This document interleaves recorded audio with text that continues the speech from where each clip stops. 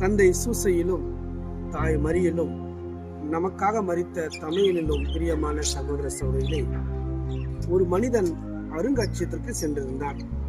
அவன் அங்கு இருக்கக்கூடிய ஒவ்வொரு பொருளையும் பார்த்து கொண்டிருக்கின்ற வேளையிலே ஒரு பகுதியிலிருந்து சிரிப்பு சத்தம் அதிகமாக கேட்டது. என்னவென்று அங்கு சென்று பார்த்தான். அங்கு ஒரு ஈட்டியானது சிரித்துக் கொண்டிருந்ததாம். அந்த ஈட்டியை பார்த்து அவன் கேட்டான், எதற்காக நீ சிரித்துக் கொண்டிருக்கின்றாய் என்று கேட்டான். அந்த ஈட்டி சொன்னான், இல்ல, இதுவரையும் என்னை பயன்படுத்தி பல்வேறு கள்வர்களை குத்தி அவர்கள் உயிரோடு இருக்கின்றார்களா என்று சோதித்து அறிந்தார்கள். பல பாவம் படித்த இரத்தங்கள் என்னை நனைத்து சென்றிருக்கின்றன. இறுதியாக ஒரு நாள் ஒருவர் உயிரோடு இருக்கின்றாரா என்பதை சோதிப்பதற்காக அந்த சிலுவையில் அறைந்த அந்த மனிதனை என்னை கொண்டு குத்தி பார்த்தார்கள். அவருடைய இரத்தம் என் உடம்பெல்லாம் பரவியது. அதுவரை பாவிகளின் இரத்தம் பரவிய என் உடம்பிலே இவருடைய இரத்தம் பரவிய உடனே என் உடலானது சிலிர்த்து விட்டது. இரத்தத்தோடு தண்ணீரும் சேர்ந்து வந்தது.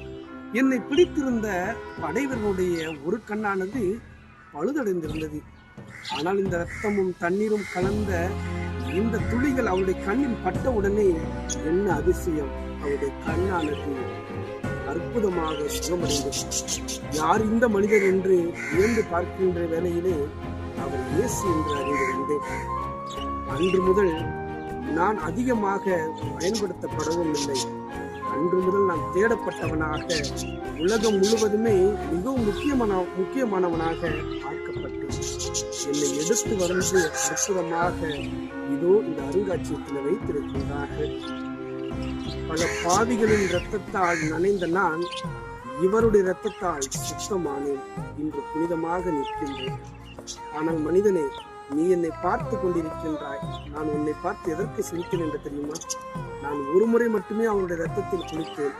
ஆனால் நீ ஒவ்வொரு முறையும் திருப்பலியிலே அந்த பரிசுத்த இரத்தமானது உங்களுக்கு கொடுக்கப்படுகிறது.